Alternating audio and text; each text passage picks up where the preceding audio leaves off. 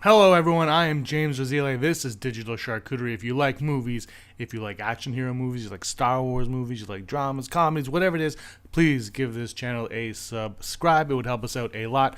We're new. We just started rolling things out as it goes on. Thank you, everybody who has subscribed. It really, really means a lot to everyone right here. Let's dive right into what we need to dive into.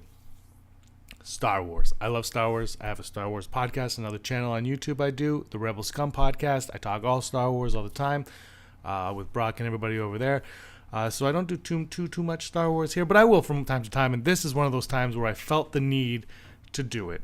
And it is Star Wars WTF. What is going on? This is a comment that Daisy Ridley made to Le Magazine Geek in France. It's French, so I'm guessing it's from France. She says, and this is in regards to Episode 8 and J.J. Abrams' involvement with Episode 8 before Rian Johnson. Here's what I think I know. J.J. wrote Episode 8 as well as drafts for 8 and 9. Then Rian Johnson arrives and wrote The Last Jedi entirely. I believe there was some sort of general consensus on the main lines of the trilogy, but apart from that, every director writes and realizes his film on his own. Rian Johnson and J.J. Abrams met to discuss all of this, although Episode 8 is still his very own work. I believe Rian didn't keep anything from the first draft of Episode 8. Okay, so let's take a breath and let's think about this for a second. What the frick balls? You're making so you buy Star Wars and you say we're going to do a new trilogy. You hire J.J. Abrams under the question, what happened to Luke Skywalker? He kind of doesn't feel like answering that, which is nothing new for J.J. Abrams to not answer something. And then you hire a director to continue the story. You offer him notes to it, and see, this is where there's conflicting reports. Some people are saying he just shredded them and tossed them aside. It seems like he read them and he took the important elements. Those elements, I don't know what they could have been. It obviously wasn't Luke, because there's a report earlier where Mark Hamill said that at the end of The Force Awakens, Luke was supposed to be standing on the cliff with rocks hovering because he's so uncontrollably powerful with the Force.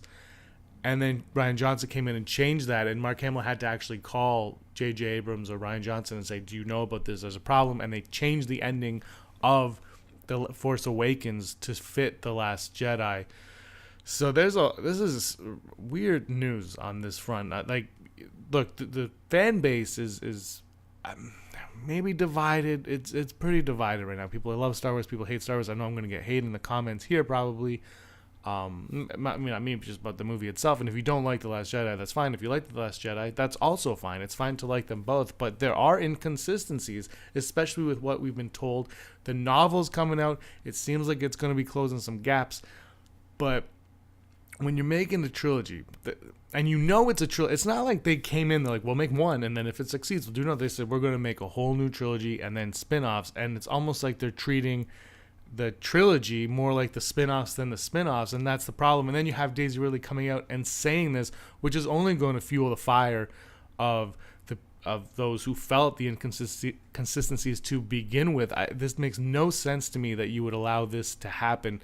Something worth so much money and so valuable, that you would just say rip it up. And now I don't know if you guys, let me know in the comments if you're looking forward to J.J. Abrams returning or not. But now it's like, well, he better come back because he's the only one that actually knows how this thing's supposed to end.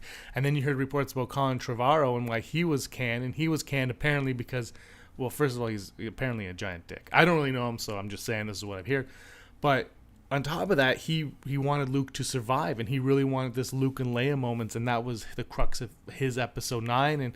And there's something with Rian Johnson and Lucasfilm and Kathleen Kennedy where he has carte blanche on everything at Lucasfilm, and they love him over there. For better or worse, they absolutely love Rian Johnson at Lucasfilm. For me, look, I've said this before, I like The Last Jedi. I think I said that at the beginning. I do. I like The Last Jedi. But I was underwhelmed by it. I was somewhat disappointed by it. There are things in it that I absolutely love, and there are things in it that I cannot stand. Like Mary Poppins and Luke milking the cow. The things that just are always going to be there. And when I've said this, I've pre-ordered the digital copy, and when I watch it, those two scenes are like moments. Whereas when I pre-ordered Rogue One, I was like, gotta get the Vader, and I'm really looking forward to that. I'm stumbling on my words at the unbelievable nature of what's going on with this franchise right now, and it's almost like we've gotten to this point where a lot of the fan base, even the ones that like it, a lot of the fan base are almost like, we got to get past 9. We've got to get to 9. Let 9 come and go, finish it, and let's move on and continue. And that's not where you want to be. I want to see the Skywalker stories 15 years from now. I want more of it. Why wouldn't I want more of it? I know people are like, well, you're shrinking the universe. Yeah, but this is what Star Wars is. I like these characters. Why can't I have these characters? And a lot of people feel the character assassination of Luke Skywalker, whether or not you agree with it, is one thing. I'm very much on the fence on that one. I understood why, but there are elements of it that I just was not totally on board with. I didn't think the execution was done well. Somebody compared it to Logan, to Wolverine and Logan, and yeah, that was done a lot better. If you watch Star Wars Rebels, a lot of the execution of the elements from The Last Jedi are executed much more satisfyingly in a children's cartoon show. So the movies are in a weird place right now. And I'm curious to see, this novelization is coming out. I did a video in a little while, and they're making a big deal about all the extended things that we're going to get in it. And at the end of the day, do I care? And not even me. Does J.J. Abrams care? If J.J. Abrams doesn't read that extended copy of that book, then none of that's going to matter in 9. And this is becoming more and more evident every time somebody opens their mouth about this movie. They need to stop talking about Star Wars. Everybody in this movie involved with The Last Jedi needs to just stay mum. Be like, no, this was a plan. This was all a plan. Don't say we made it up as we're going along, because you're just going to piss everybody else off. I don't understand that. I'm totally fine with Rian Johnson coming in and being like, look, J.J. Abrams, I respect you. This is your outline. I respect it. But I kind of want to go in this direction. I'm totally fine with that, because he is a filmmaker. And Daisy Ridley does say that there were through lines that he did keep. And she said that that's probably it. What they were, I don't know. I'm guessing, look, the Reylo, if you want to call it Reylo. If you don't want to call it Reylo, that's also fine. But the Reylo stuff, the connection between them, I think that was something that's very important to J.J. Abrams. And that's something that Rian Johnson went through with. I like to believe the Snoke death was something that was always planned right from the start, but when you read comments like this, you just don't think that that's a probability.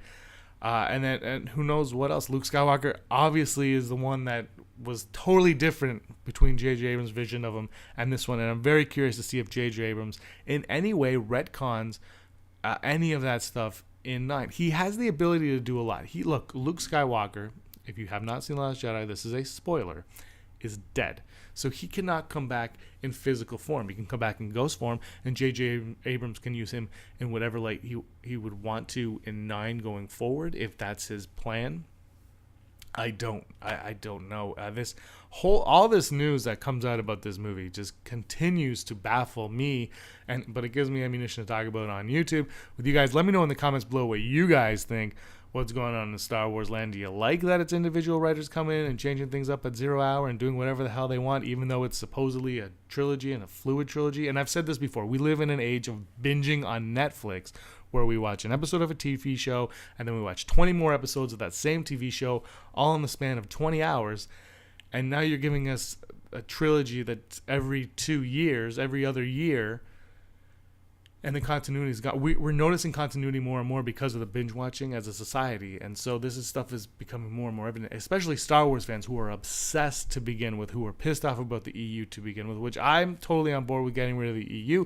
My stance on it, before you attack me on it, is just, look, I love some of those books. Those books exist. They're never going to go away. They're always going to be there. But if you're going to go forward with movies, you can't acknowledge what happened in those books. You have to let the filmmakers do their own story, for better or worse. You don't have to like what they're doing, but you have to kind of accept it and respect what the decision that was made, because those books, the Legends books, will always be there. I also feel like they can continue to write Legends books, especially with the stuff we've been getting now. I love some of the new canon, but there's not enough stories with the characters that we want to read, because they're scared to do it, and it's these comments that make you say, well, this is why we haven't got a Luke Skywalker book, this is why we haven't got a Snoke book, this is why we're not getting the information that we need. It's because there is no information that we need. We don't have the information yet, because they don't have the information yet, because they're letting the directors and writers come in and start everything from scratch. Look, that's the way they've decided to do it. We'll see what happens in 9. For now, I know a lot of you like The Last Jedi. I know a lot of you dislike The Last Jedi. Let's leave it at that.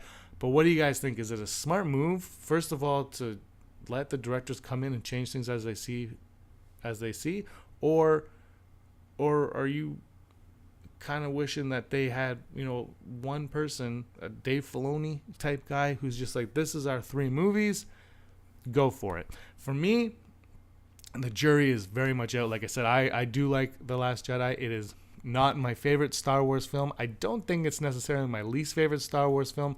I'm going to see it again in like a week when the digital comes out. So I'll get, I'll figure it out more. And really, it's about 20 years from now, where does it stand in Star Wars?